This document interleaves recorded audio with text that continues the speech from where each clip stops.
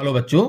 परीक्षा वर्ष 2024 कक्षा 10 विषय संस्कृत में आपके लिए कुछ महत्वपूर्ण प्रश्नों के साथ में आया हूं। आपका स्वागत है। मैं कहूंगा कि साल भर आपने तैयारी की होगी, लेकिन मैं इस वीडियो में कुछ ऐसी बातें लेके आया हूं जिससे आप पेपर में जाने से पहले उनका रिवीजन करना अत्यंत ही आवश्यक है। जैसे सबसे पहले मैं बात करता हूं, एक प्रार्थना पत्र पूछा जाता है संस्कृत में अपने प्राचार्य के लिए अवकाश हेतु। तो ये हर बार आता है, तो इस बार भी निश्चित ही इसके आने की संभावना है। अतः आप निश्चित ही इसको लिख करके देखें और विशेषकर ये देखें कि उसमें जो विसर्ग जो होते हैं, दो बिंदु है ना, ये जो लगाया जाता है, विसर्ग का है या हलंत है ना, या बिंदी है, तो इसकी जो अशुद्धियां हो जाती हैं उन पर आप विशेष ध्यान दें, जिससे आपका जो प्रार्थना पत्र होगा उसमें पूरे पूरे अंक आपको मिले। ये 4 अंक का आएगा।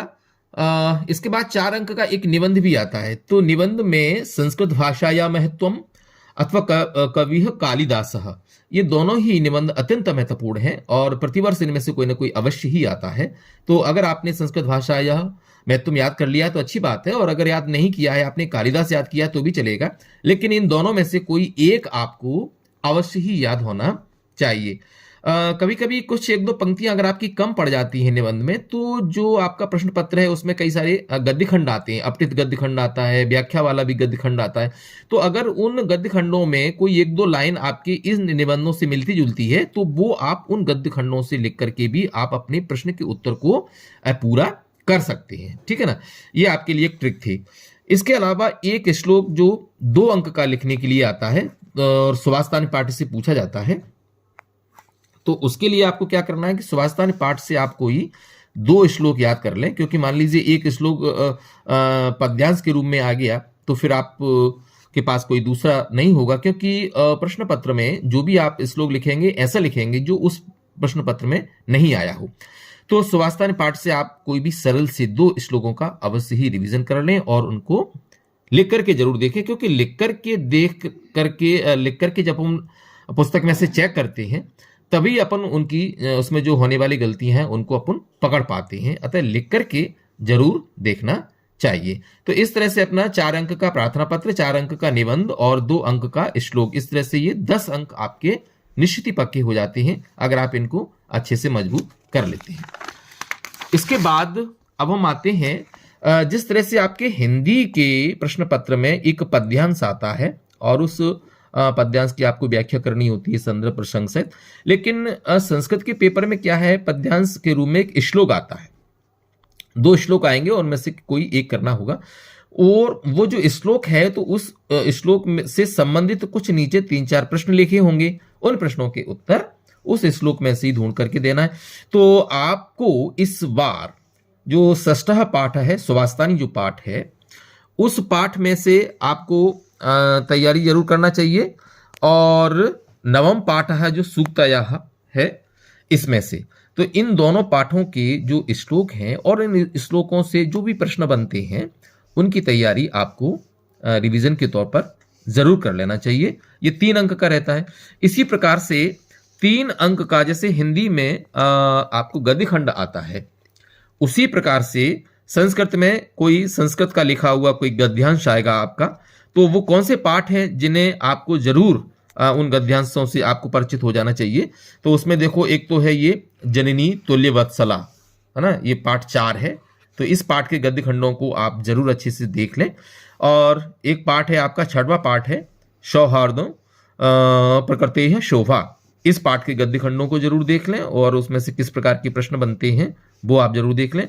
और एक पाठ है 7वां विचित्र साक्षी। तो इन तीनों पाठों के जो गद्य खंड हैं इनको आप जरूर देखें। इस बार इन तीनों पाठों में से आने की बहुत बहुत संभावना है, अतः इनका आप रिवीजन जरूर करें। ओके, इसके बाद हम बात करते हैं मैचिंग की। ये मैचिंग भी लगभग 5 या 6 अंक की होती है, 5 से 6 अंक की आती है। तो इसमें क्या है, इसमें ज्यादातर संधि और समास वाले प्रश्न पूछ लिए जाते हैं। जैसे इसमें मैंने एक उदाहरण दिया है, इसमें लिखा हुआ है अनुरूपम चौरात्भयम पंचवटी सज्जनः मनः धनरथः गणः धन ईशः। तो इसमें जैसे आपका ये स्तंभ हो गया और ये ब स्तंभ हो गया, ठीक है ना। तो पहले आप जब परीक्षा में करेंगे तो क्या करेंगे, अ स्तंभ के सभी उतार देंगे, है ना।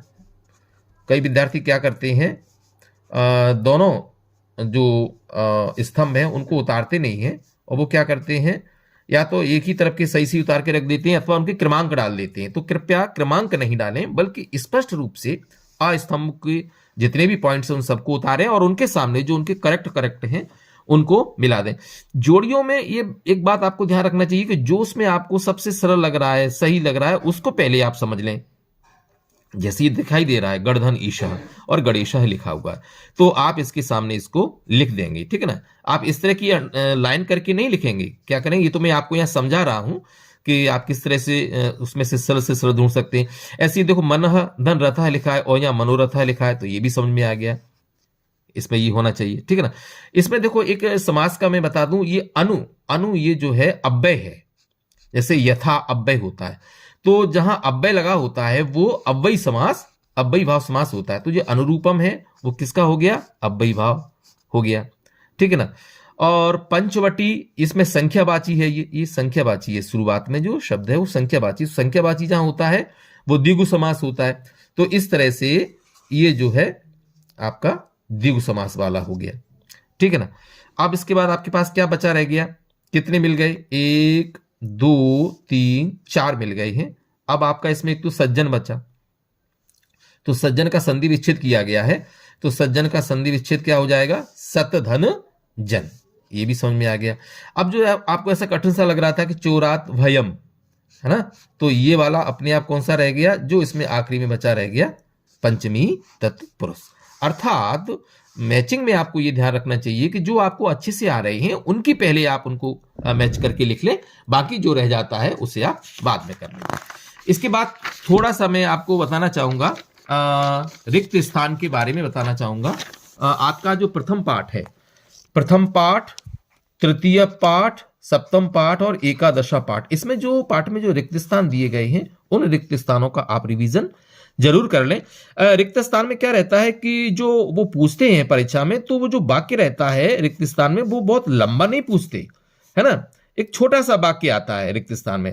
तो रिक्त स्थान का रिवीजन करते समय आप ये ध्यान रखें कि कोई बहुत ज्यादा लंबा वाक्य है उसके अपेक्षा जो छोटे छोटे वाक्य हैं रिक्त स्थान के, उनको आप अच्छे से रिवीजन करें। तो इस तरह से रिक्त स्थान के लिए आप प्रथम पाठ, तृतीय पाठ, सप्तम पाठ और एकादशा पाठ में जो रिक्त स्थान दिए गए हैं वो जरूर तैयार कर लें। और विलोम शब्द और पर्यायवाची शब्द भी पूछे जाते हैं, तो आपके पाठ में जो पर्यायवाची शब्द दिए गए हैं वो पाठ 1 2 4, इनको रिवीजन करना ना भूलें, इनको अवश्य ही रिवीजन कर लें। और जो विलोम शब्द है वो पाठ 2 6 और 11, ये पाठ यहाँ लिख दिए हैं मैंने शॉर्ट में, तो इन पाठों के जो विलोम शब्द हैं उनको तैयार करना। विलोम शब्द भी जो बहुत ही ज्यादा जटिल हैं वो नहीं आते, जैसे आप हिंदी में भी आप विलोम शब्द और पर्यायवाची आपने शब्द याद किए होंगे, तो ऐसे शब्दों का आप विलोम शब्द और पर्यायवाची शब्द जरूर तैयार करें। समय कम था इसलिए मैं ज्यादा आपका प्रश्न पत्र का विश्लेषण नहीं कर पाया, इसके लिए मैं सॉरी बोलूंगा। और आगे के जो प्रश्न पत्र हैं आपका विशेषकर गणित का, उसका मैं जरूर अच्छा वीडियो बना के आपको डालूंगा। बच्चों तो इतना जो मैंने इसमें बताया है इनको आप जरूर आज रिवीजन कर लें। आपको ढेर सारी शुभकामनाएं, धन्यवाद।